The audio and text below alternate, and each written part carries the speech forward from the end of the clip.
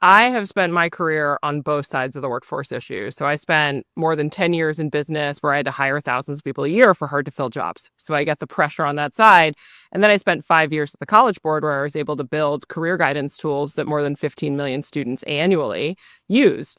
And I'm at Tallo because I feel like the path to a fulfilling career for a young person in America is broken. And the only way we're going to fix that is actually bringing early talent closer to the employers who need them. And right now, in the time of more tools than ever, more AI-supported guidance, all of the resources at their fingertips, we're finding that almost half of young people feel isolated in the career development journey. So what is causing that gap? Where's the disconnect?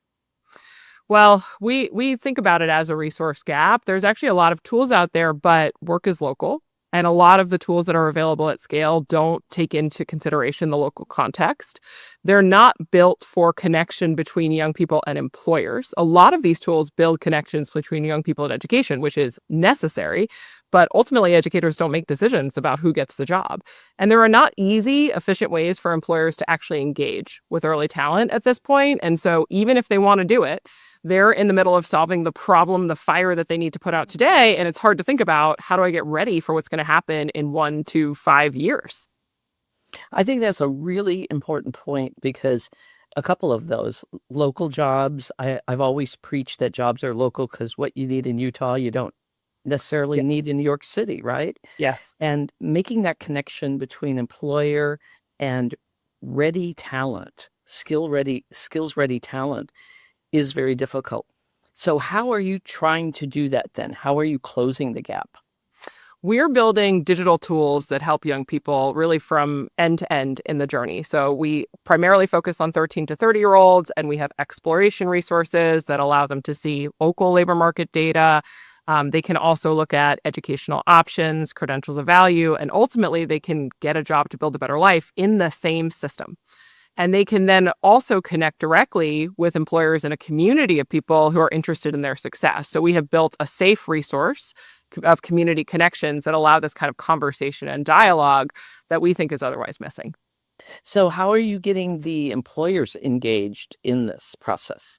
Yeah, it's a great question. And I think we're really working directly with the employers to understand what is the best model to do this. So Tal's been around for more than a decade, and we have partnerships in the state of South Carolina with the Manufacturing Association there that now merged with the Chamber of Commerce. Actually, that announcement came out today. We're very happy about that.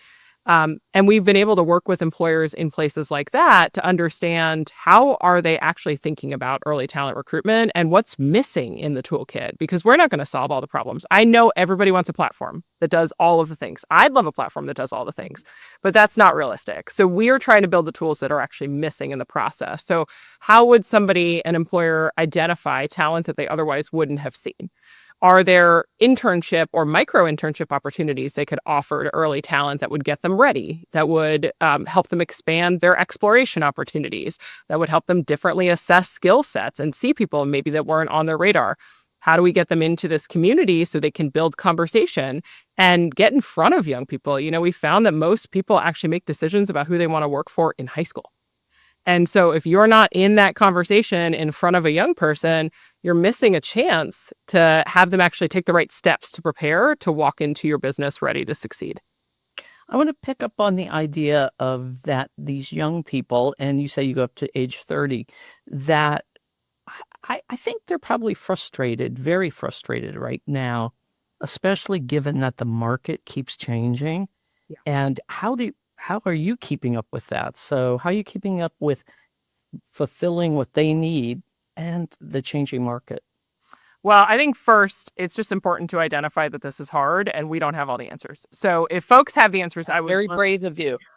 I would love to have a phone call with somebody who has all the answers on this one, because I think so many of the predictions we even thought were going to happen in the labor market were wrong. And so it's hard to then give guidance to somebody about what to do 3 years in the future if what you thought was going to happen didn't actually happen. We are partnered with organizations like Lightcast that have the best labor market data around, so we can actually see what's happening dynamically in the labor market and push in front of people, real-time salary information, local information, but also real-time job postings so they can see what's actually happening. And then again, these conversations with local employers and these kind of connections that I think make it very real because the needs, as you said, in Utah are going to really vary for the needs in New York City. So we're just, thinking about how do we get this real-time data? How do we use this community to connect people to people? So if you had a message in 2026 for employers, Yes. what would that be? I would love for them to actually reach out and have a conversation with a young person. How do you actually understand what's going on, the decisions they're making, and help them see what's actually necessary in the workforce? There's too much information coming at people at times, and it's not clear what action they should take, what it takes to be successful in the workforce. And I think these employers have a lot of power, and they're not directly engaged. So I would encourage at the business level, try to find ways to actually connect at scale with schools and communities. But even at the individual level, can you reach out to a young person in your life and have a conversation with that person about what they're actually thinking for their future?